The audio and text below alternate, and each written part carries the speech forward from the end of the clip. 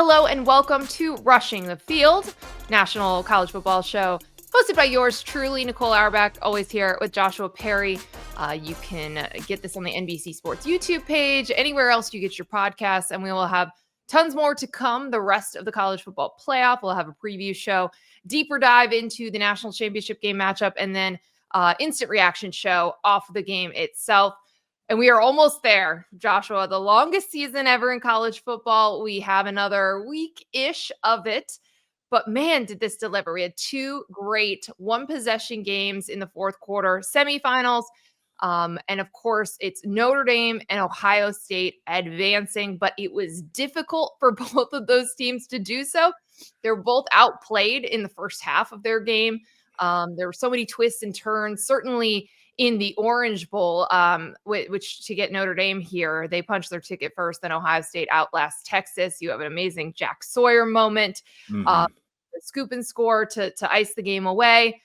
But Joshua, I mean, like, to me, this is the 12-team playoff working. Like, the fact that they weeded out some of the weaker teams earlier, and there were some blowouts, but we got two very evenly matched games in the semifinals and two absolutely deserving teams to the championship. Like, that's the system working. I agree with you. It's so intriguing because, again, like, I am not a huge fan of this system. But the one thing that I can say is, like, Ohio State as a team that would not have been in other years, they had to take a really difficult path to get to a national championship game.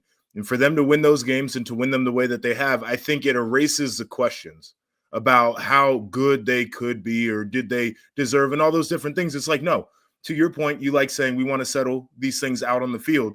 Well, you got to play a team from the SEC that's really good. And then you got to play the number one team in the country. Then you got to play another team from the SEC that's really good. They did it.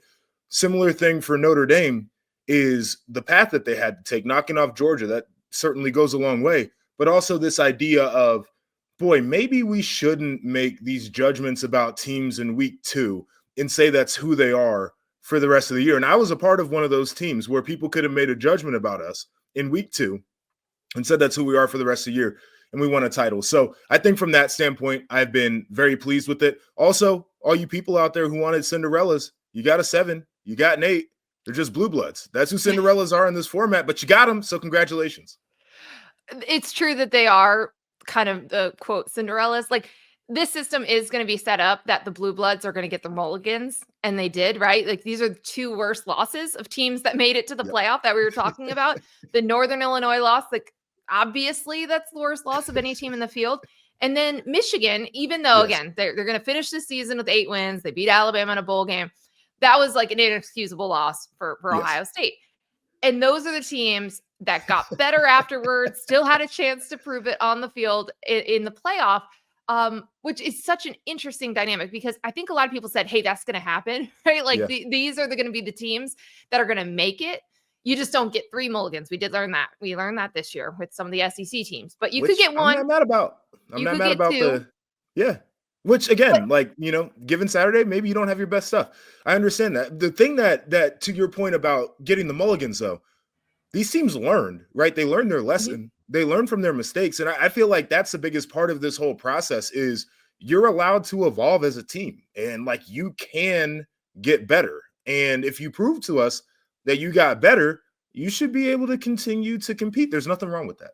Right. And I actually think Notre Dame is maybe a more interesting example of this. I know we all keep saying about, like, Michigan, the Michigan game, and how that kind of spurred Ohio State to do things differently, maybe call games differently. There's a lot that we can dive into there. But Notre Dame has basically been in a playoff since mid-September. They knew they couldn't lose again. They knew they had the one mulligan. And you and I said it over and over at the time. They were going to make the playoff. They won out. Right. It didn't matter who the loss was. Like, one loss, Notre Dame makes it. And they knew that. And so, like, this idea of, like, do or die, they've been living that since mid-September. And I've talked to Riley Leonard about that. And I think that has absolutely fueled the way that they have come back in some of these games, or just, like, the way that they there's a mental and a physical toughness in that team that they've just developed over months and months. Yeah. I mean, first off, we knew that a one-loss Notre Dame would make it in. Notre Dame knew that. But all the people on Twitter, for some reason, could not comprehend that until they actually saw it happen. This is one of the teams in the title. I think that's a lesson for us as viewers of the sport, and maybe like the first year of this new thing that none of us know about. We shouldn't say what is definitively going to happen. But I can speak to this idea of every week being that urgent in the locker room, and what that does to the, of course, there's a physical aspect of it where like you have to exert yourself knowing that if you don't give it your all for your teammates, that you might not have a chance to achieve the ultimate goal. But there is this mental process of getting comfortable with pressure, and not just being comfortable, but like really leaning into it. And there's this mental process of how you learn, right? Like you have to be extremely critical in the situations where you don't have a lot of margin for error. And I think that team is one that had to get really comfortable, probably saying things out loud that most teams would try to soften up because they didn't have the leeway to try to, you know, deliver the message and temper it. Like they had to get real with each other. And I think that's an important thing for a team too. One last point, and well, plenty of time to kind of like debrief the 12 team playoff when all is said and done, do a Yes. postmortem. But one last point is I saw that there were Georgia fans out there and different fans of different fan bases who were eliminated or not in the playoff. Watching like Penn State, Notre Dame being like, we could beat either of those teams, whatever. We you lost your chance to do that when you lose a game. And I think college football fans have lived in these hypotheticals for a really, really long Hmm. time because only a couple teams actually played it out in the field. And when we talk about what do we learn, how do we talk about the sport, how do we think about it moving forward? Again, yeah, not eliminating teams in September off of one Right. bad loss because they Right. could get better and they could go on a run like this. But also, you get your chance. And if it, you can't just say, well, it was this, erase these three plays. Well, then erase the three best plays for the other team. Or, whatever. You don't get to do the hypotheticals when we actually are deciding it on the field and you have to go through these games to win a national championship. You don't get to do that anymore because Right. we actually get the data. We actually watch it play out and you have to win the games that matter. I even saw some Texas fans being like, well, if you, erase the one long run and this, okay, then erase your best Okay. plays too. You don't Right. get to do that. You play the game that happens. Yeah, And I mean, take away I the think 9 people need to penalties get for used to that. Ohio State, right? Like, we could do this all day long. I No, love I know that that's what I'm point. saying. But I'm saying I don't think Yeah, people are used to like, no, no, you get your answers. Like right. it may not be your best A game, but that was the game that got played, you know? And frankly, for me too, if you're a fan of a team who lost in this playoff by a double-digit margin, like, I really don't think you need to be engaging in the hypotheticals about the other teams that you might have seen and what could have happened. Because when you face the best teams that you had to play in this playoff, the result was the result, right? Like, I think the one thing that I always felt pretty good about when it came to this format is that ultimately the best team was going to win it, even if there were these upsets, because there's so many data points from having a 3 long or 4 postseason. games you'd have to go through to get to the end. Exactly. And just whoever that team is probably rises to the occasion in the end. And so, like, for some of these people having hypotheticals, you ended up playing really good teams, right? Like, this is Right. what happens when you play good teams. Right, and we've said it. You gotta be deep because you gotta deal with a lot of injuries. We've seen that with Yeah. Notre Dame. We've seen that with Yes. Ohio State. Yes. And you've gotta be good. You've gotta be good in the moments where the game is decided. And Mhm. both of these teams did. So let's get specifically into the games. Let's start with the Orange Bowl. Notre Dame wins 27-24. Obviously, there was that, the play that unfortunately will haunt Penn State fans' nightmares. The Drew Aller pick with 33 seconds left. Christian Gray comes up with it, sets up the Mitch Jeter 41-yard winning field goal. Mr. January. I love that so much that is now his nickname. Jeter in the clutch in the postseason. But it was a brutal interception from Drew Aller Mhm. in the final minute. A late throw over the middle, and it gets picked off by Christian Gray. This game was fascinating. There were so many different twists and turns. Penn State dominating the game early. Mhm. And then, Riley Leonard goes out. He's in the injury tent getting looked at for concussion. Steve Angeli comes in, puts together their only drive of the first half, gets points, 3 points, a field goal to end the first half. And it's a one possession game going into halftime. And then it kind of flips on Notre Dame. Riley Leonard comes back in. You get, a special teams play. You get, I think, the best 2-yard touchdown run I have ever seen from Jeremiah Love. I think he shook off 4 defenders. Well, he didn't really shake them off. Like, they were on him, and he Mhm. just kept extending towards the goal line. The On a game bad goes knee. back on a bad knee. Totally, absolutely injured. You also had an injured Abdul Carter. Incredible playing So through good. that with basically like one arm. Um, the drama of this game late, 2 overturned interceptions in the end zone that go against Notre Dame. Both teams had leads in the fourth quarter. It's back and forth and back and forth until that Aller interception. It was a classic, Mhm. instant classic, absolutely. And I think I don't even know where to start. Joshua, where do you want to start in this game? There were so many different things that happened in it. Yeah, I mean, I'll start with this. We were in our group chat that we have at work, and number of us go back and forth. We're in there probably too much, and I sent a message in the first half of the game, and I said, "Is this a mid off?" And like it felt like it was just like real mid, like nothing was really happening in terms It of was zero action. There zero was after the first quarter. It felt like a Big yeah, Ten West game. it did, and like it was a little bit sloppy, and like Riley Leonard didn't get going through the interception. Like Penn State, like they had moved the ball, but they came up short on drives, whatever the case was. And then the second half comes around. To your point, there was all of the action. You could feel the drama. Like I felt emotionally connected to this game, and I didn't have a stake in it for either one of those teams, but it was one of those where it fully wraps you in. I will say for the interception at the end on Aller, like super brutal. It's going to be the play that Penn State fans talk about. They should be talking about the dropped touchdown pass early in that Yeah. game, right there, because that to me is the swing. That to me is like that's the margin that would have been a difference for them. So they had some things that went wrong offensively for them. Certainly did not execute to the highest level. And when you're playing a defense as good as Notre Dame's, you can't do it. You have to maximize your drives. When you move the ball down the field, you probably need to end in the end zone, or this is the outcome that you're probably looking at. Final thing I'll say, I know Riley Leonard got offensive MVP. That was Jaden Greathouse's award Yeah. for me. That we have been so critical of the skill group for Notre Dame, rightfully so. It is not an elite group. When they needed plays, that man got open. He got open and he made some great plays. Not only the touchdown, everybody knows about that highlight, extending drives, Yeah. just finding a way 100%. to get the first downs. He was huge for Notre Dame in that game. I'm with you 100%. And I wanted to go there because a lot of people made a lot of points about Penn State's receivers. No wide receivers caught a pass in this game. Mm-mm. But going into this game, both of these wide receivers groups were kind of in the same boat where people were like, they're the obvious weakness. These are groups that you don't have guys that can really separate. You don't have guys that can like kind of break open a game. I mean, Bo Collins has been good. Jaden Mm-hmm. Greathouse has had a couple moments.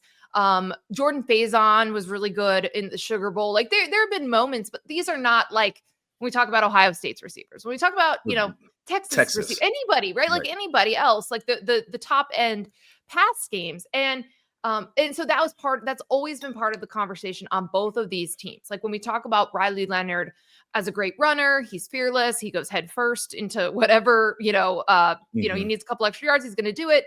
But we don't always talk about the pass game because we have questions about Riley as a thrower, but also the receivers. And then Mm-hmm. for Penn State, a lot of hype, and there always has been for Drew Aller since he got to campus, but he's never had great receivers. So the question has always been about that group on both of these teams. Could someone step up? Would it be a deciding factor?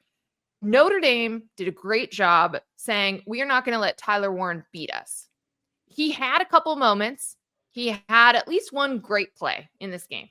But they said that's not who's going to beat us. You're going to have to throw it to a wide receiver at some point if you're going to throw it somewhere. And that did not work for them. They threw it to running backs and they threw it to tight ends and they could not get it to a receiver. And then Notre Dame gets an incredible performance from Jaden Greathouse. That was a differentiator. He was tough. He caught some incredible passes in tight windows. He did Mm-hmm. move the chains at critical times. And that was a huge difference in this game for two groups that had a lot of questions and a lot to prove. And It just continues to highlight the issue, though, that Penn State has not had great receivers in Right. years now. And I don't, And it's wild that Penn State has not hit on receivers or cannot recruit them the way that other teams can. I don't know what the issue is. it's got to be something in their process and trying to identify guys, right? Because and I think especially with Drew Aller being quarterback, like there are a lot of guys who I think would want to play for a quarterback like that. Like regardless of what people really think he is, he's one of the best in college football. And as wide receiver, you want to try to catch balls from a guy who you think is going to be really good at throwing them. And so, like, I think it's not that they haven't tried. It's not that they don't have the right infrastructure. I think that they've just identified the wrong guys at times, and it has not gone their way. Now they've had moments with some of their dudes. Like Trey Wallace has been good in moments, right? Like they've come up with deep threats in moments. But when you're talking about the consistency of saying our run game is going to set up, which they did and they have done throughout the postseason, they've set up the run game. Now it's time for us to hit some passes, and it doesn't always have to go to the big tight end. It's just so lacking for them, and it's really hard to be a great offense when you can't consistently get receiver play. Yeah. And again, like the running backs were great. Hmm. And they were really good on the short passes in space. Like they did a good job with those types of things. But ultimately not enough. And that Drew Aller pick at the end will certainly be the image of this game, which was a great game, by the way. It Again, was. instant classic. And just such a tough moment. His reaction to that throw was brutal and hard to watch. A lot of people have said a lot of things about him as a quarterback. Again, we talked about the receivers, James Franklin in big games. Right now, he's 1-15 against AP top 5 opponents. I think that is still something he's got a monkey on his back that he's not gonna be able to get off until he starts winning these types of games. They had a 10-0 lead in this game. They had a lead in the fourth quarter. Like that's going to continue to follow him. But that team was prepared. Like they had a good game plan. I think they were in the game. Like this was not a coaching. I don't think this was a coaching issue. And I also don't think it was necessarily like the one Drew Aller mistake either. Like it was just they got beat by a great team, but all of that stuff is going to percolate through the offseason. Right. And certainly for Aller, who, I think we've seen flashes from him in this postseason, but the consistency, I think, is that next step from him and not making those types of mistakes. Because we saw picks from him in all of Penn State's big games this year. Yes. Yes. And that's where he's going to have to work on. And again, like, it's not just on him. I think he needs some more help around him, right? Like, we look at, again, you mentioned it, Dylan Gabriel, like, part of the reason why he was so good is he was throwing it to dudes, right? Like, Yeah. Will Howard this year putting up numbers. Like, we can be honest about that. Part of the reason why his numbers are so good is because he's throwing to dudes, and that's perfectly fine. It's like Drew Aller, we've seen the moments, but like when you're not throwing to dudes, you can get exposed as well. It's a big deal. I love what you said though about James Franklin, because I've been saying it for a little while. I'm like, this is one of those games where like it's going to be miserable. And we talked about how he probably needed this more than Marcus Freeman did in terms of like narratives and what people have to say and belief and all those different things. Um, this wasn't like a James Franklin forgot how to coach type of thing. They had the opportunities there. I mentioned that early drop touchdown pass. Like that could have been the difference in the game there. To your point, they're up 10, momentum flips, and it felt like the momentum flipped, and then they went right back down the field. Right, they were prepared to go right back down the field and regain the lead. Like these are things that are pointing to you that this guy can do the job.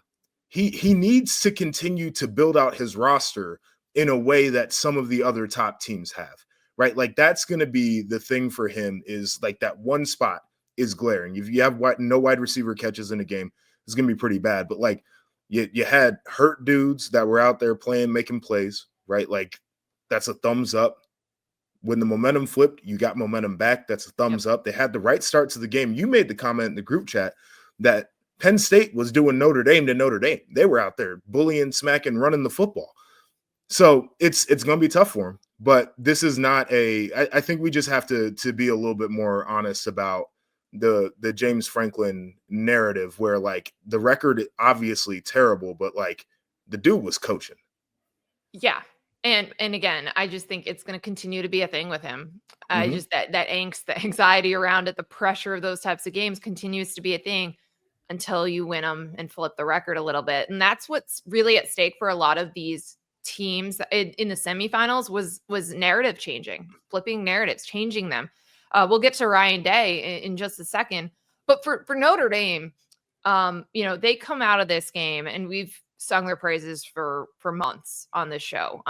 They're so tough. They're so physical. They've dealt with a lot of injuries in game as well, by the way. So as we look forward to the national championship game, a couple injury updates for Marcus Freeman on Sunday. Left tackle Anthony Knapp is out for the national championship game. So more O-line issues they'll have to work through. They've been doing that literally all season since fall camp. Jeremiah Love full go, so that's great. Although, again, he's definitely a little bit banged up. He's injured. He's not 100% himself. Still one of the best players in the country. Bo Collins suffered a calf strain in the Orange Bowl, and Marcus says as long as he progresses, he'll be good to go for the game, but we got to make sure he progresses. Okay, so lots to keep tabs on with the injuries as we get to this point in the season and the amount of games that these teams have played.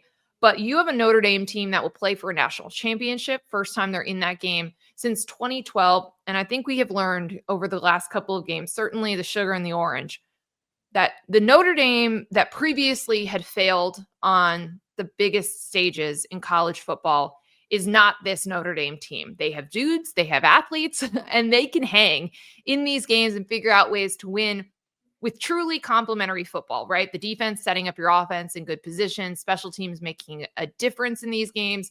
And just, again, like a mental and physical toughness. Marcus Freeman has coached so well in big moments, in big games. And now he's got a chance to win a national championship.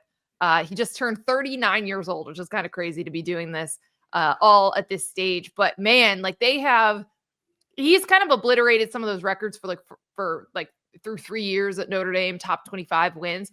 But like he's got a string of wins here that are better than what Brian Kelly had when he was at Notre Dame. We talked so much about like not getting a big postseason win, in like decades for the Irish. Like he has checked all of those boxes, done an incredible job getting Notre Dame to this point. And certainly with this roster and the way that they do it with the defense, led by the defense and the run game. So, I mean, I can't sing their praises enough, but I think especially Marcus Freeman, how he's handled these games and handled these moments and pushed the right buttons in game, like when to be aggressive, when not to, when to stay super calm. The chuckle when they had the other overturned interception in the end zone, that big smiley, but like he just, it's so hard to dislike him. Like this is part of the reason that Notre Dame is more likable than I think they've ever been in our lifetimes.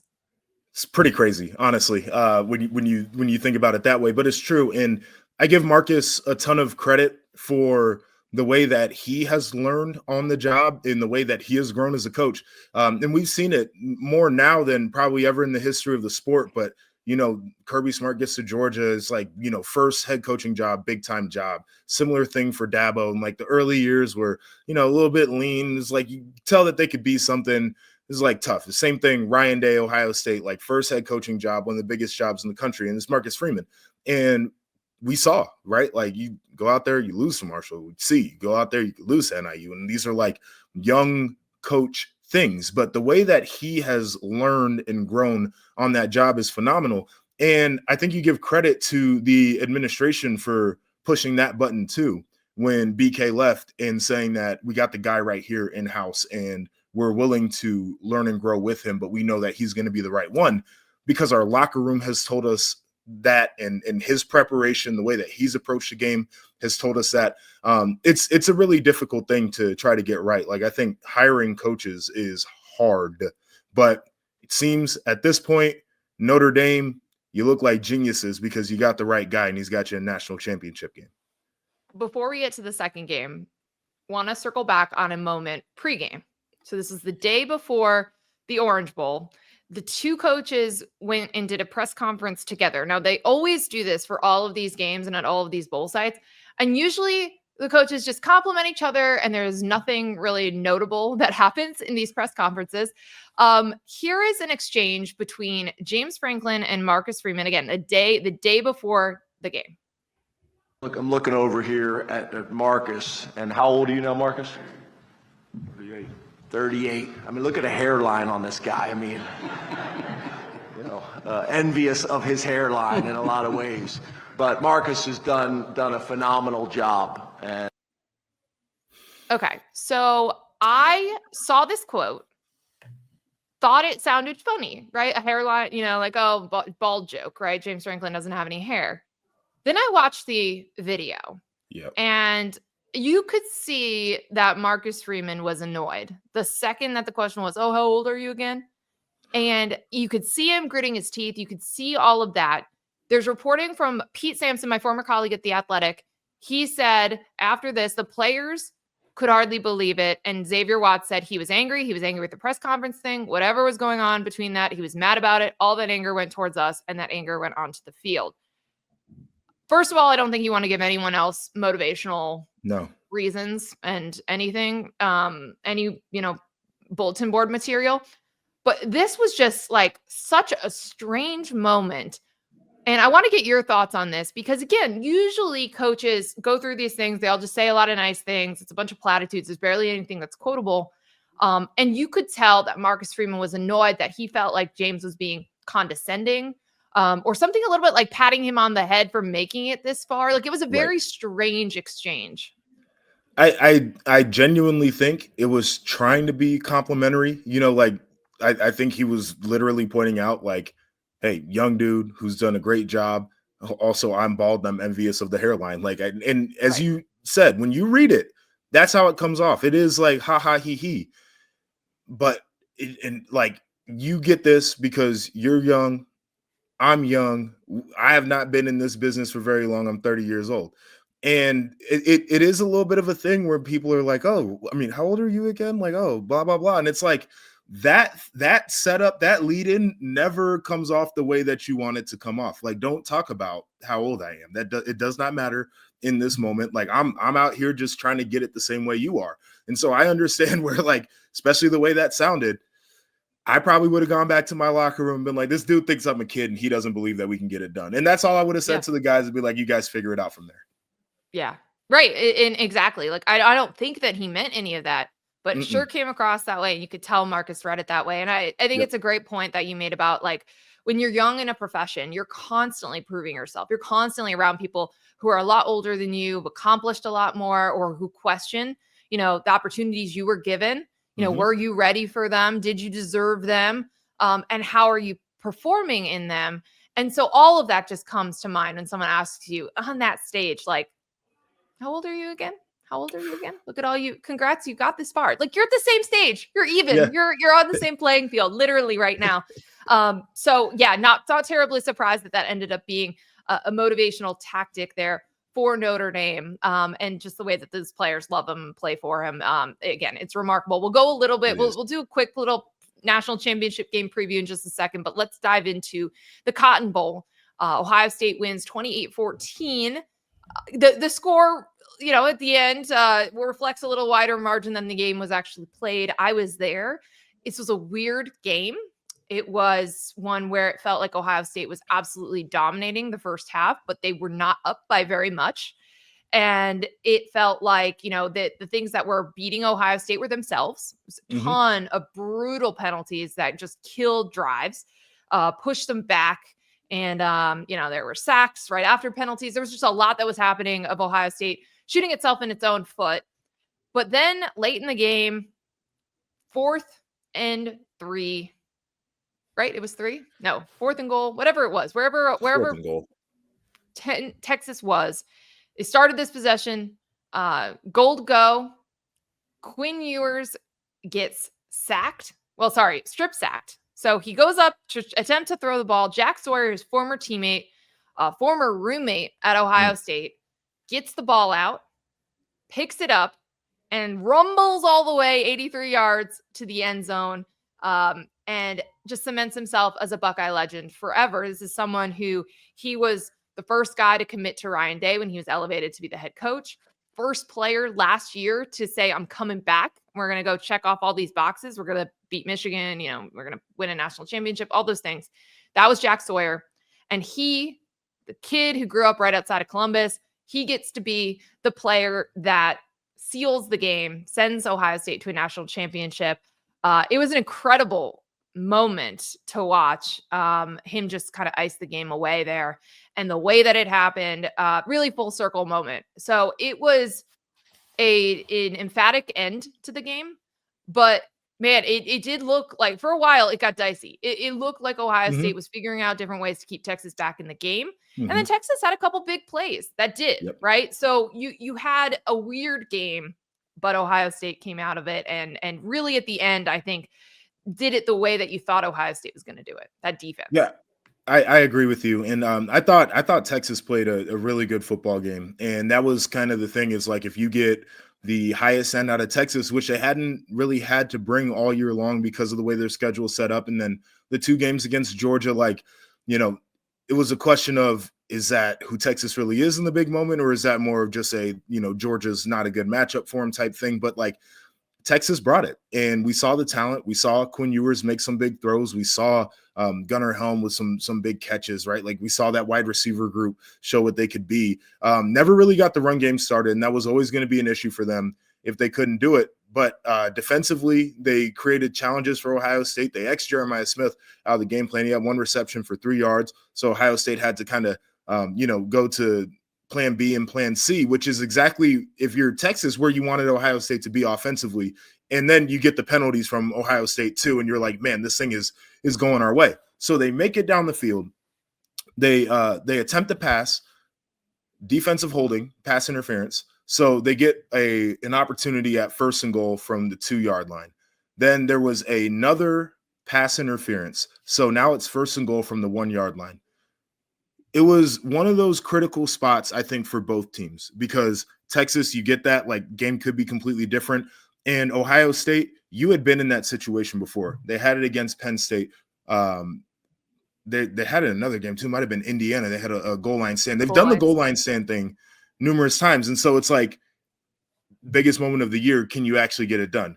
Texas attempts the first run. They don't get it. They run that toss. Sark, what the hell are you doing? They run the toss. Bad numbers for them offensively. Caleb Downs, the best player on the field at a given moment, is the guy who's unblocked, is able to stop the thing. Ohio State rallies. Texas drops back. The 3rd down play. And Jack Sawyer gets pressure on Quinn Ewers. It's an incomplete pass, so he gets the pressure. And then you get to the 4th down. And to your point, Jack Sawyer tried to become a legend once before. He had that interception there on the goal line against Michigan. And it's like, didn't get his moment in that game. And I felt for him and obviously was emotional after. But to do that in a game that punches the ticket to the national championship, certainly he did become a legend. But I think you saw a little bit of everything from both of these teams, right? Like I think they had to kind of evolve as the game went on. They had to get to different parts of their game plan, both offensively and defensively. I thought the coaching matchup was phenomenal, but in that critical situation, Ohio State's defense did what they had done all year long. And for Sark, as well as I think he called that game, That you got a little bit too cute down there. Yeah. You got a little bit too cute down there, and that's the difference. Yeah, and so it was a 4th and 8, right? Because they did go backwards on the toss play. So 4th and goal from the 8, and that was the play. And Jack Sawyer, punches the ball out. It was basically who these teams are, right? We've talked so much about Ohio State's offense coming into this game, but we also were so excited for Sark versus Jim Knowles. And Jim Knowles and this defense are underrated. And unsurprisingly, the difference in the game, though, because that is what was going to happen, right? We were going to determine whether or not Texas could keep up against Ohio State by how Ohio State's defense played. To your point, they have been terrific in goal line stands and in the red zones. Texas, not very good red zone offense. So it was, again, who are you? And these teams were who they were most of the year in that moment. And the Jack Sawyer thing was really interesting, really full circle. I think even not just the interception against Michigan, but the fact that he was the one trying to get the flag off the field, right? Like he was so emotional and so upset that he had not beaten Michigan. Yep. And that was one of the things they came back to do. Yep. That, it unlocked something, right? It unleashed something. Like he is a little bit of a crazy person. And you have to be. And you had to be the way that he played the rest of the way here. And, in the post-game press conference, somebody brought up Michigan. People have been doing this each round now, and you can tell they're over it. Even though I totally think that, like, I don't know if they get to this version of themselves without going through that. They don't want to talk Agreed. about it. They don't want to No. talk about it anymore. And someone asked sort of about Jack being involved in the flag planting and all of that. And Ryan Day said something that I thought was really interesting, that like he loves guys that will defend their brothers, like defend the people that they love and do stuff like that. And just again, he loves this whole story. He went through it. He said, Jack's basically family. He spends a lot of time with his family, but it was like this idea about defending the ones that you love, and that he is one of those guys, and he loves him for that. And you don't always see guys like that get these types of moments. And it was truly full circle for Jack Sawyer in that moment. And just the jubilation, the joy on that field afterwards for Ohio State. I followed Ryan Day around a little bit, and he was embraced with Jack. He embraced his family. Like there's so much joy, and not just relief. There was relief in, I think, some of the earlier stages of this, but true joy that Ohio State is going to get to play for a national championship with a roster that we thought could do it and could win it. And they actually are opening as 9.5 point favorites in the national championship game. Yeah, it's a big number. Everything has turned too. Everybody's picking Ohio State now, right? Like it's well, that they did in this round. They did in the Cotton Bowl. I know. And that game was the diciest one out of all the ones they've played in the postseason so far. It's like, it's that thing where I'm curious to see what these teams, like Notre Dame, I think is going to have the motivation aspect coming into this one in terms of the being counted out externally and what people are saying. And I'm curious now that you have to flip it and maybe create a little bit of your own doubt, right? Because you're not being doubted. There's no more doubt about this team. Ryan Day loves saying it's their slogan, leave no doubt. There ain't no doubt anymore, right? Like now you have to create that within your locker room so they could go out and prove it to people. Let's talk a little bit about this game. So it's Notre Dame versus Ohio State for a national championship. Last Ohio State national championship was yours truly, your team in 2014. Notre Dame hasn't won one in a very, very long time. These two teams have given us some good games over the years, including last year. There was also, let's actually start with this. So the SEC is not in the national championship game. This is the second straight year no SEC participant in the national championship game. Chance for the Big Ten to win it 2 years in a row. And actually fascinating. Someone was looking this up in the press box about rivals winning it in back-to-back years, because Alabama and Auburn did this. There were some years with basketball where they were like basically Duke and Carolina recently were like a year off. But there have been years where they've won in back-to-back years. It's fascinating, right? That like we're potentially in a world where Michigan and Ohio State win national championships back-to-back years, and like the greatest rivalry in college football, as you and I believe.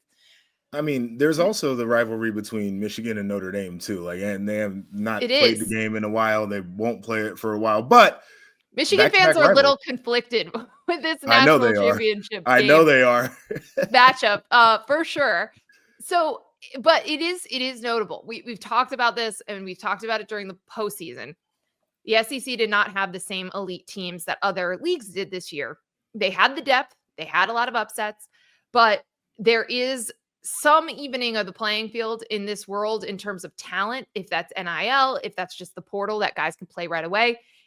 Some of the dudes that would maybe be on the bench at Alabama or Georgia are now elsewhere in the SEC. They could be elsewhere in the country. You mentioned Caleb Downs, one of the key players for Ohio State all season long, but certainly in the Cotton Bowl, came from Alabama. Like there's something that's happening, and maybe it's only a 2-year gap. Maybe we go back and the best teams in the country are in the SEC next year. They should have some of the best quarterbacks in the country next year in Lenora Sellers, DJ Lagway, Garrett Nussmeier, those types of guys. But right now, this is a Midwest national championship matchup. It's a team in Notre Dame that is independent, that people had wondered, like, can you actually win at the highest level in this era of college football? When Brian Kelly left, and there's still a lot of people that are still furious the way that Brian Kelly left this program, he said in April 2022, a couple months after leaving Notre Dame for LSU, basically in the cover of darkness overnight, he said, I want to be in an environment where I have the resources to win a national championship. So what you're saying is you can't do that at Notre Dame. Can't win a national championship in this day and age in college football at Notre Dame. Well, Brian Kelly has not taken LSU to the college football playoff since he's gotten there. And Notre Dame Oh, is no. one win away from a national championship under Marcus Freeman. So there's a lot of general storylines about these teams coming in, the lack of the SEC.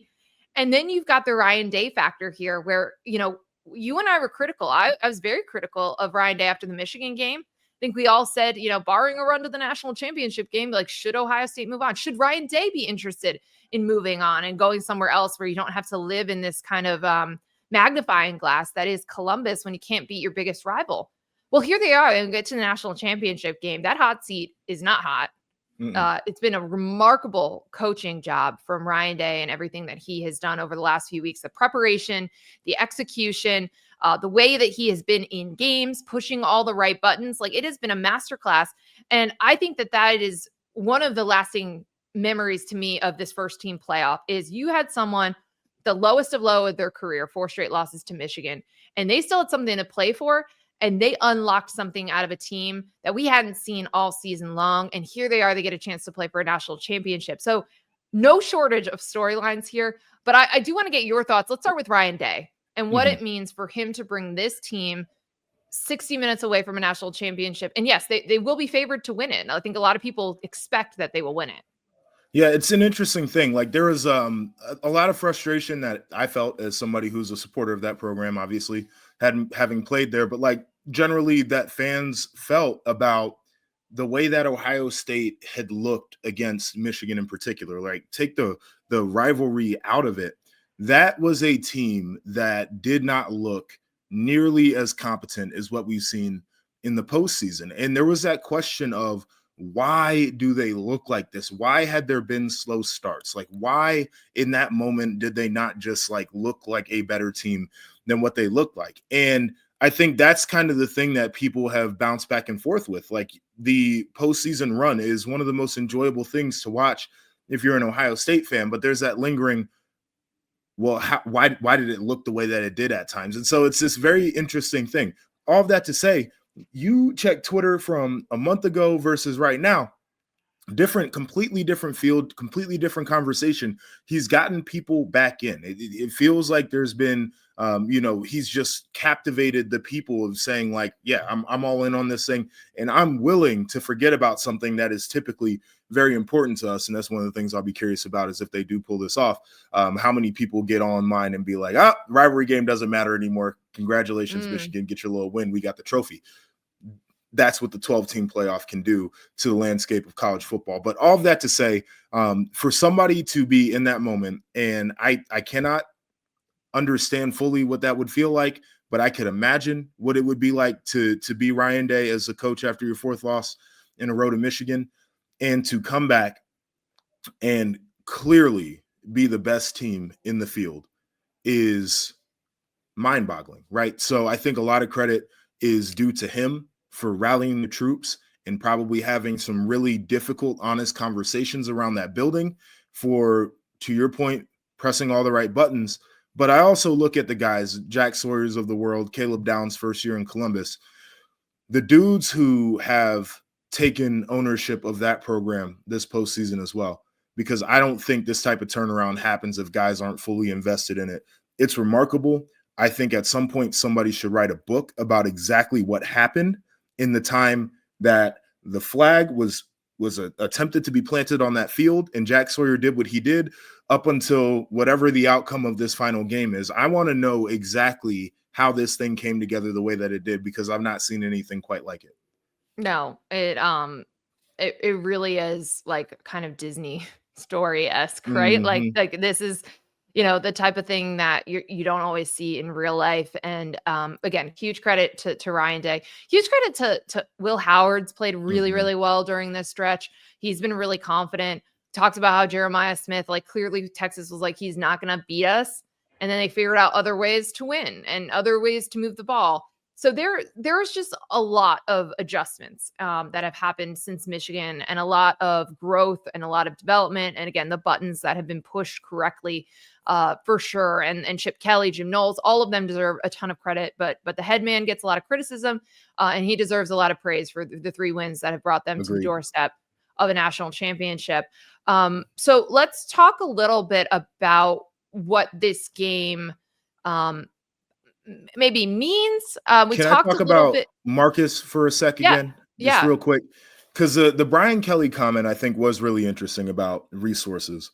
And I never felt like Notre Dame was a place that was under resourced. I felt like one of the biggest hurdles for them was academic overlays and who you could actually admit to be a football player at that school. But the one thing that I do think happened is when the former coach makes a comment like that, I think athletic departments tend to get petty. And I think that they find every bit of alignment that maybe didn't exist before, and they put it in motion to achieve what they wanted to achieve. And I think by having a guy like Marcus Freeman, who is a younger dude, maybe a little bit more in tune with the way that things have to be done now versus the way that things were done before, was the right guy to help create that type of alignment in the new age of college football. He's been remarkable. Again, we've talked about just the path that he took to get here, but the idea that there was a coach that was there before, the one right before him, the guy who hired him, as a matter of fact, who said that they didn't have the environment, the resources to get the job done. And Marcus comes in right away, and in a few years, hello, they're going to be playing in a national championship. Like, that is remarkable to me as well. yeah. The fans certainly enjoy that, and I think you saw that every time LSU would lose a big game, every time Notre Dame would win a big game, they're linked, and people are tracking on that because he implied that you can't win a national championship at Notre Dame in this era of college football, and Marcus is trying to do that right now. It's also fascinating because he is going to have to, in order to do that, to win a national championship on Monday night, he's going to have to beat his alma mater and the place that he started his coaching career. I was talking to my buddy Jacob Hester, who I do radio with on Sirius XM, and he's an LSU guy. And the first thing he said, we were talking after Notre Dame won this game, was, I don't know how I would ever do that if I were coaching and I had to try to beat LSU to win a national championship. I don't know if I could do that. I don't know how I would even think about doing that. And that's an interesting dynamic here, because we've talked a lot about Marcus, his age, his role in college football. Like, he's not just this rising coach. He's here. He's arrived. He's one of the faces of the sport. He could be the first Black coach to win a national championship. He's the first coach of Asian descent to get this far. I mean, like, he represents a lot to a lot of people. Mm-hmm. But the idea that to win a national championship, you got to beat your alma mater in the place that gave you the start of your coaching career is a totally different layer to all of this. And there's so much familiarity and there's so much respect in all of this. But that's a challenge. I just, you feel for him, because, like, in what world is that going to be the way that you're going to play for your first national championship, right? Like, oh, of course, the odds are that. Third shot at him too, right? Saw the Yeah.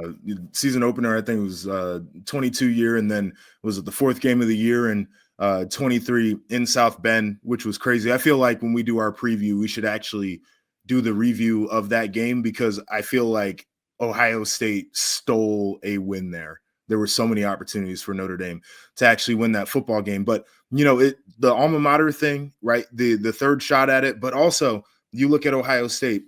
Brian Hartline is a former teammate of his. James Laurinaitis, who's coaching linebackers there, is a former teammate of his. Like, it's not just the idea of like, oh man, I'm coaching against my former team, but it's like those were his boys that he is going to try to attack and try to embarrass in this game on that football field. And there's so much that goes into it. So certainly a very unique spot, but I know my man is focused strictly on business when it comes to this game. There's going to be a lot. There's going to be a lot of great players on the field.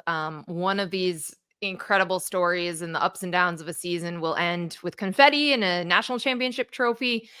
It's going to be a first-time head coach that wins a national championship. Like, there's so many storylines here. We will dive further into all of them, as well as the actual X's and O's, and how we think these two teams are going to match up against each other. Cannot wait to dive into OSU offense against Notre Dame defense. We will do that later this week on Rushing the Field. So be sure to subscribe, set alerts for our feed, because we'll have plenty more coming your way and instant reaction from the national championship game as well. So that'll do it for this week. This semifinal recap, a quick look ahead. We'll have more to come. For Joshua Perry, I'm Nicole Auerbach. Thank you for listening, and we'll see you with our Deeper Dive National Championship show a little bit later this week.